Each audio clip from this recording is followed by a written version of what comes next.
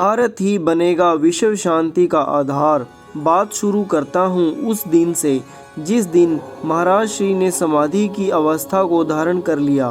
अब गुरुदेव का प्रत्यक्ष दर्शन तो नहीं मिलेगा, यही सोच सोचकर बार बार रुलाई फूट रही थी। उनके दिव्य सानिध्य में बिताए पल, उनके दिव्य कर कमलों से पाया दिव्य प्रसाद, मंच पर आसीन होकर उनका अपनी प्यारी मुस्कान को लुटाना, ये सब बातें दिमाग में घूम रही थी।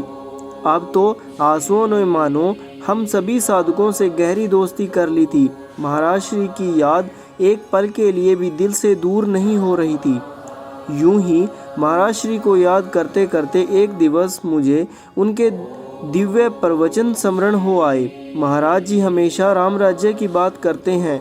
उनका दिव्य संकल्प है हर एक मानव के भीतर राम राज्य को साकार कर दिखलाना। पर अब यह संभव कैसे होगा? संसार की हालत में तो नित्य प्रति एक गिरावट आ रही है। मानव ने मानवीय गुणों को तो मानव जीवन से निकाल बाहर ही कर दिया है। जब तक विकार रूपी रावण नहीं मरेगा तब तक राम राज्य की स्थापना कैसे होगी? बस इसी सोच में डूबा मैं साधना में बैठ गया। दिव्य अनुभव, मुझे अंतर्घट में हमारे भारत का ध्वज दिखाई देने लगा। वह हवा की गति के संग लहरा रहा था। ऊपर भगवा, बीच में सफ़ेद, नीचे हरा रंग और सफ़ेद के बीच में बना अशोक चक्र। सब कुछ वैसा ही था जैसे हम इन स्थूल आंखों से हमेशा देखते आए हैं। पर आज ज्ञान चक्षु से उसे देखने का आनंद ही अलग था। जब और अधिक ध्यान से देखा तो अब मुझे अशोक चक्र के स्थान पर दिव्य आशुतोष महाराज जी के मुख स्पष्ट दिखाई दिया। वे मुस्कुरा रहे थे और मानो मेरी ओर देखते हुए मुझे आंखों ही आंखों में मेरे सारे प्रश्नों का उत्तर दे रहे थे।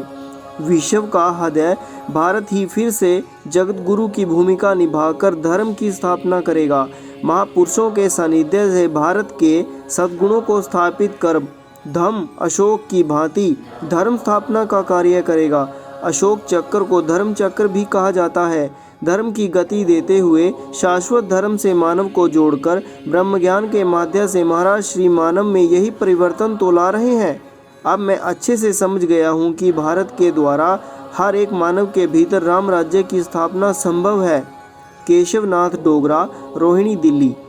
ऐसे ही अन्य अनुभवों के लिए हमारे चैनल को सब्सक्राइब जरूर करें और लोग भी इन अनुभवों का लाभ उठा सकें। इसके लिए आप शेयर जरूर करें। जय महाराज जी की।